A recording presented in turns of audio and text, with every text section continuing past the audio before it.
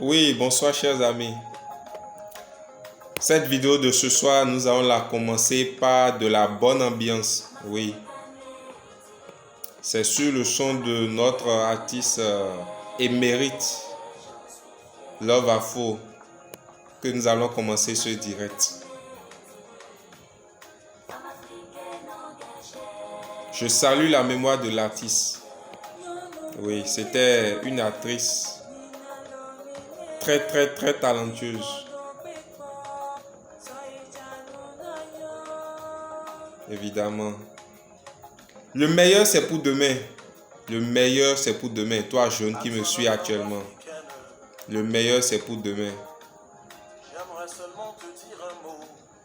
Un mot. Il faut toujours lutter, c'est ça. Oui. Bienvenue sur la page du coach Oladele. Moi, on m'appelle Jude Oladele Afouda. Je suis entrepreneur, coach de vie. Je n'aime pas souvent dire coach motivateur parce que je ne fais pas. Je suis un déménageur mental. Oui, c'est ça le vrai mot. Nous faisons du développement personnel. Et pourquoi je dis que je ne suis pas un coach motivateur? Le coach motivateur peut-être n'applique pas ce qu'il vous recommande. Mais moi, je suis l'exemple vivant de ce que je vous dis. Parce qu'avant de me mettre devant la vidéo, devant l'écran, pour vous parler, c'est parce que je l'ai expérimenté. C'est parce que j'ai pris par certaines étapes de la vie. J'ai eu à faire des échecs. J'ai connu l'échec dans ma vie. Mais aujourd'hui, je peux remercier le Seigneur. Je peux remercier Allah pour la grâce qu'il m'a accordée d'être devant vous, de vous parler de mes erreurs et bien évidemment de vous parler de mes réussites aussi, de mes succès. Car les succès, j'en ai connu. J'en connais et j'aspire encore à mieux. Dans ce direct de ce soir, nous allons vous parler des comportements qui nous empêchent de réussir.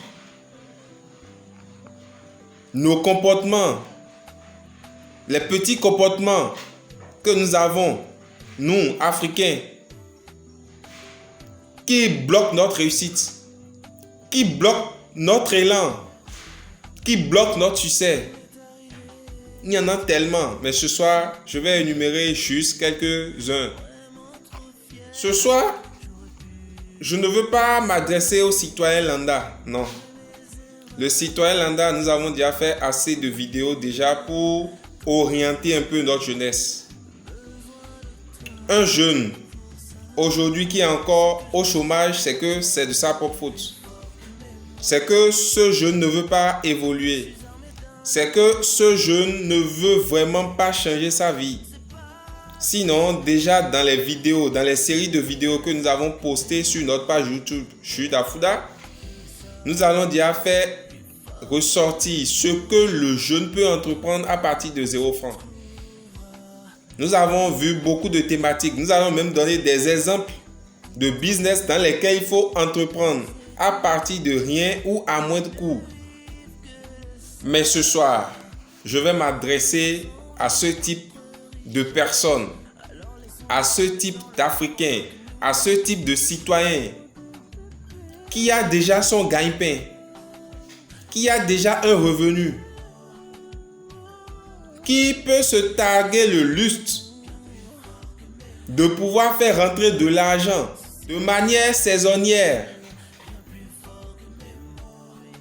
Il peut avoir un revenu hebdomadaire, un revenu mensuel ou un revenu annuel. Je veux parler à ce type d'homme, à ce type d'Africain qui gagne de l'argent, mais qui n'a aucune entreprise, qui a zéro business. Je veux m'adresser à ce type d'homme. Ce qui m'écoeure,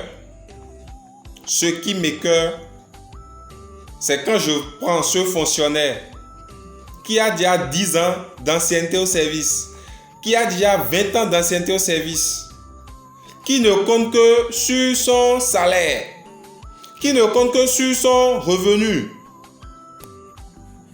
Mais si nous allons évoluer dans ce schéma, mais c'est normal qu'il y ait la corruption en Afrique. Mais c'est clair, c'est normal qu'il y ait la corruption.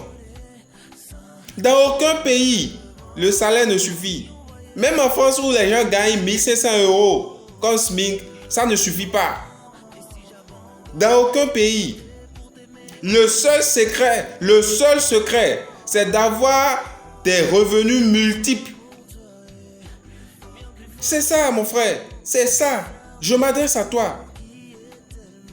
Tu gagnes ton salaire et tu investis ça dans ta famille, tu investis ça dans la location, tu investis ça dans ton véhicule. C'est inimaginable, c'est inadmissible. Tu ne peux décoller comme ça ainsi, c'est impossible. Quand tu prends ton salaire et que tu élabores les charges qui t'attendent déjà avant que ce salaire ne parvienne à toi à la fin du mois, mais tu ne peux pas t'en sortir, c'est impossible. C'est à toi que je veux parler ce soir.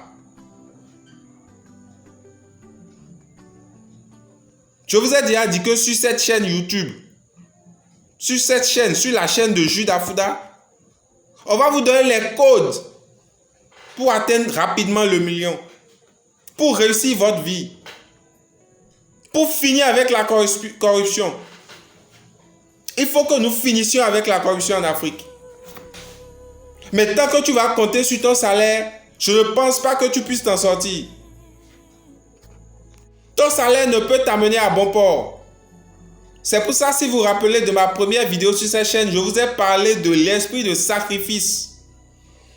Toi qui es marié, qui as déjà des enfants, tu dois pouvoir mettre ton épouse dans ta logique. Ton épouse, en venant dans ton foyer, doit pouvoir se mettre en tête qu'elle est venue pour sacrifier ses premières années de fiançailles, ses premières années de mariage. Vous devez serrer les coudes et investir le revenu que tu gagnes. Le revenu n'est pas appelé à être dépensé dans la famille. Je vous dis non, c'est pas possible. Le revenu à 100% ne peut être dépensé dans le ménage, non. Vous devez épargner une partie de votre revenu pour réinvestir ou pour l'investir dans un business. Mes frères, c'est sérieux là. Il faut qu'on change de mental en Afrique. Il faut que ça change. Frère, tu dois redorer ton mental. Ce n'est pas encore ça ce que tu fais. Ce n'est pas ça une vie. Non, je vous dis bien non. Mais je connais des types de fonctionnaires.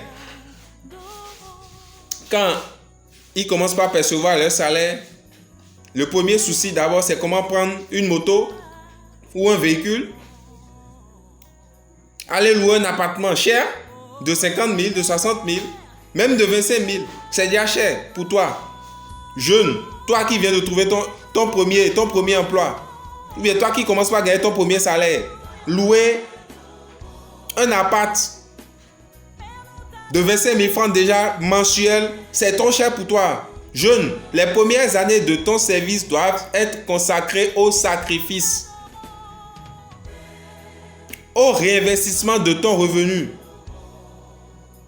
Mais c'est ça le secret de la réussite. Identifie les business que je viens de citer dans mes vidéos précédentes. Et tes premiers revenus, investis dedans. On va voir d'ici 6 mois ce que ça va donner. Ah mais c'est clair. Mais c'est ça. Tu dois avoir le mindset, l'intelligence pour la réussite, la haine de vaincre la pauvreté, la haine de vivre aujourd'hui heureux, de vivre avec beaucoup d'argent en compte, de réussir, de faire sortir ta famille de la pauvreté. C'est de la détermination tout ça. tu gagnes ton premier salaire, tu gagnes ton salaire et tu mets tout dans le ménage. Ça ne suffit pas. Tu vas contracter des emprunts, tu mets encore dans le ménage. Or, pour réussir, il suffit de refaire ton budget mensuel, de dégager une partie de ce budget, de faire des économies sur les dépenses et de réinvestir ces économies-là dans un business. Crée ton premier business et tu seras riche.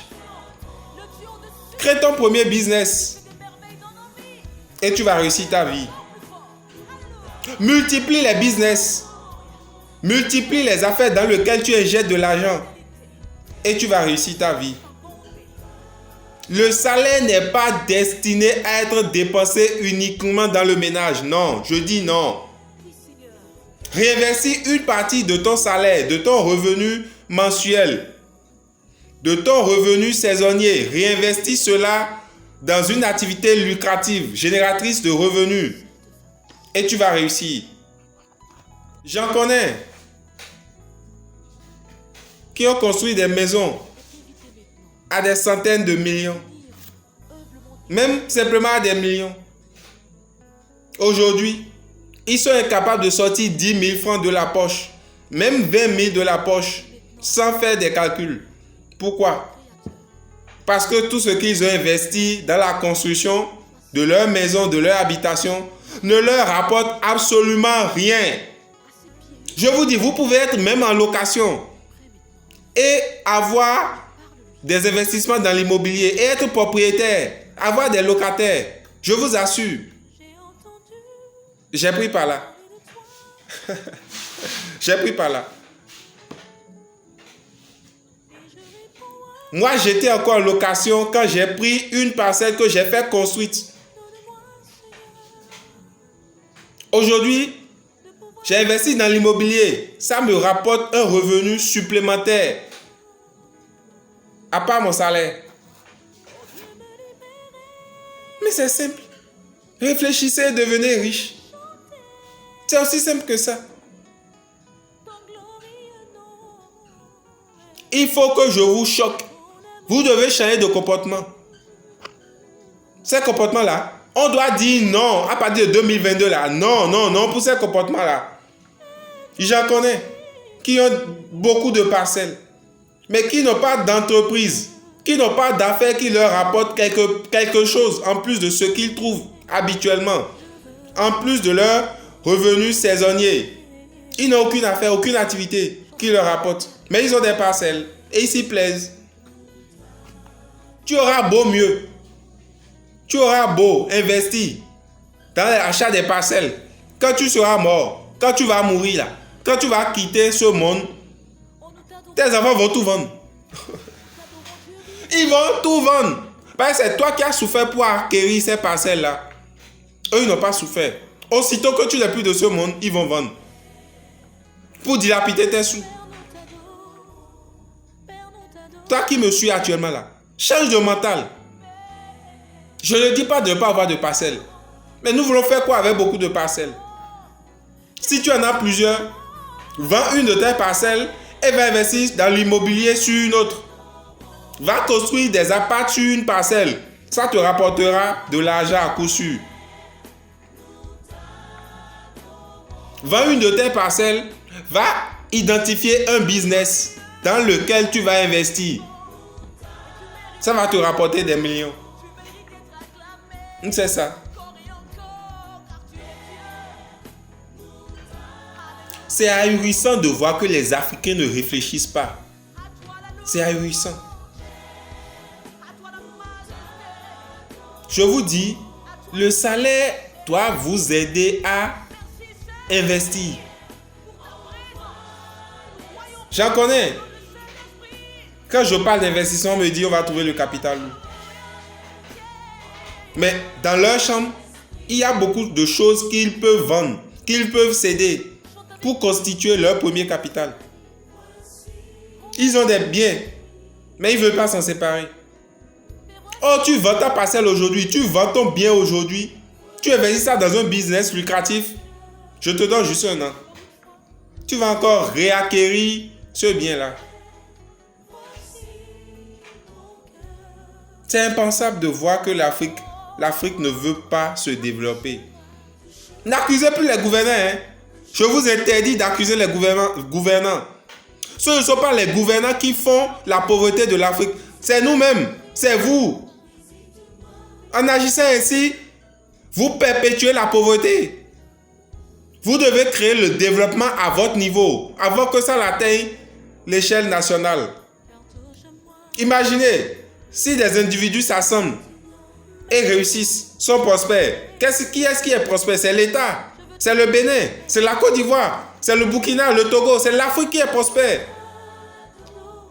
Changez de mental, changez de paradigme. Je vais vous donner un exemple. D'un parent à moi qui a fait le Gabon, qui a émigré au Gabon, qui a cherché l'argent au Gabon pendant que c'était encore bon. Lors de son séjour au Gabon, il a pu investir dans la terre, il a acheté des parcelles, il a acquis des parcelles au Bénin. Après la crise des immigrés au Gabon, après la chute, la dévaluation, beaucoup sont rentrés au pays.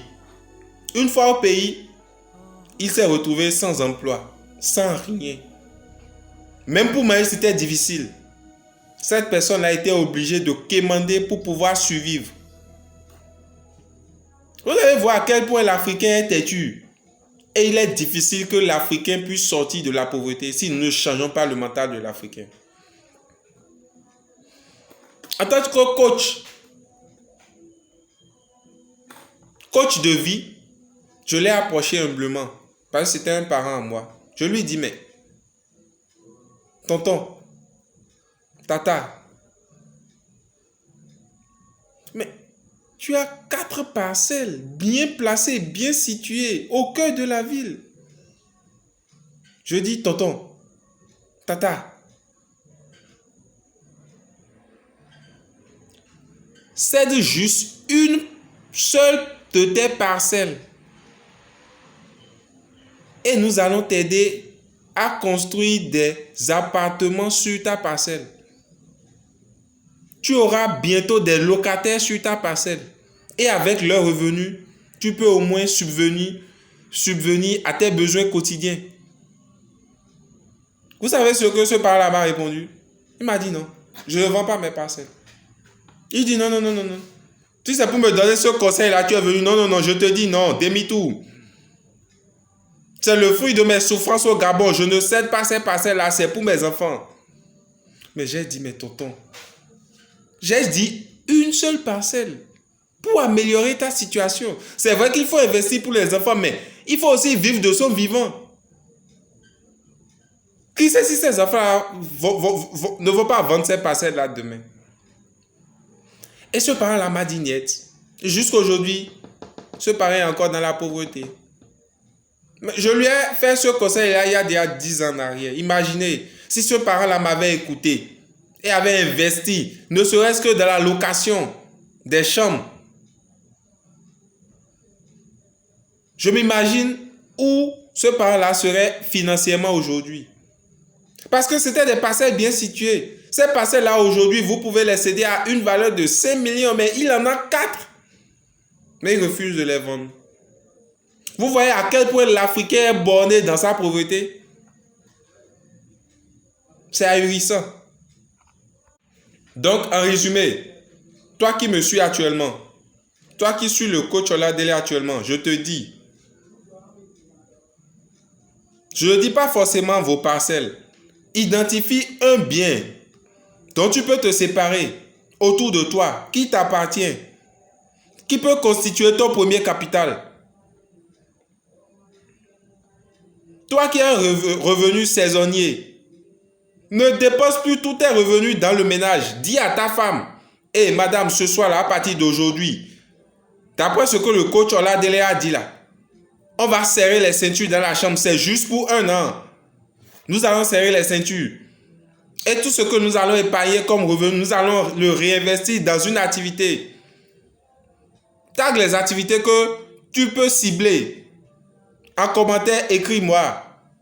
Coach, j'ai vu telle activité. Je veux investir dans ça. Ça va marcher. Tu vas changer ta vie. Si, ne croyez pas que c'est en investissant tout de suite dans votre activité que vous serez riche. Non. C'est la générosité dans l'effort qui vous rendra riche.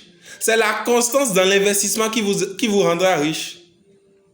Lorsque vous investissez dans un business qui commence par vous rapporter de l'argent, les premiers revenus issus de ce business-là, ne les dépensez pas. Réinvestissez-les encore dans le business-là. Ça va rendre votre business périn. Ça va asseoir les bases de votre business. Ça va rendre solide votre activité. Mais si tout de suite, vous commencez par gagner de l'argent et c'est dans les boîtes de nuit, c'est les dépenses inutiles. Vous vous lancez dans les dépenses inutiles. Votre entreprise va chuter. Vous allez venir me dire, le coach m'a dit de céder mon bien. Je l'ai cédé, j'ai investi et j'ai échoué. Non. L'investissement doit être périn.